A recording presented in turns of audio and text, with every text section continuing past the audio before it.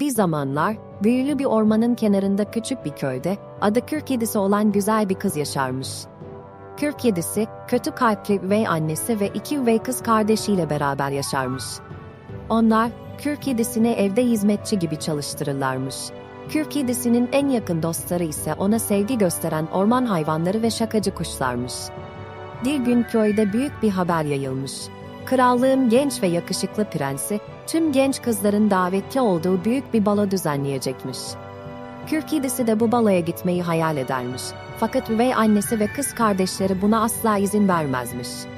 Kür Kedisi, baloya gidemeyeceğini anlayınca gizlice ormana gidip dostlarına dert yanmış.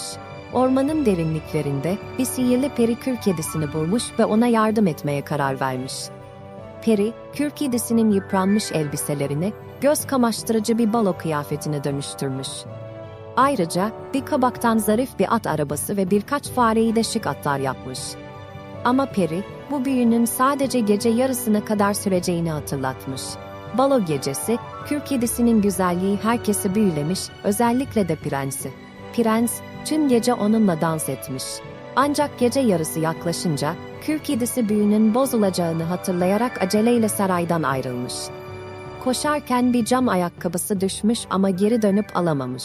Ertesi gün, prens, cam ayakkabının sahibini bulmak için tüm krallığı dolaşmış.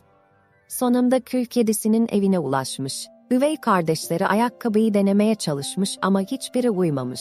Sonunda Kür Kedisi ayakkabıyı denediğinde tam uymuş. Prens, gerçek aşkını bulduğunu anlamış ve Kür Kedisi'ni saraya götürmüş. Kür Kedisi ve prens, büyülü bir törenle evlenmişler ve mutlu bir hayata başlamışlar. Kür Kedisi, sarayın işlerinde prense yardım ederken, halkıyla da yakından ilgilenmiş. Orman hayvanları ve kuşlar, zaman zaman onları ziyaret eder ve onlara hikayeler anlatırlarmış. Zamanla Kür Kedisi, kraliçe olarak halkının sevgisini kazanmış ve üvey annesi ile kız kardeşleri de onun iyiliğini anlamışlar. Kür Kedisi'nin yardımseverliği, tüm krallıkta bilinir olmuş ve halk, onu sadece güzelliği için değil, aynı zamanda iyilik ve merhameti için de sevmiş. Kür Kedisi ve prens, birçok çocuk sahibi olmuşlar ve çocuklarına sevgiyi, adalete saygıyı ve herkesi eşit görmeyi öğretmişler. Onların hikayesi, krallıkta yıllar boyunca anlatılmış ve tüm çocuklara iyiliğin ve cesaretin önemini hatırlatmış. Ve böylece Kür Kedisi ve prens, masal kitaplarının sayfalarından çıkıp, tüm çocukların hayal dünyasında yaşamaya devam etmişler.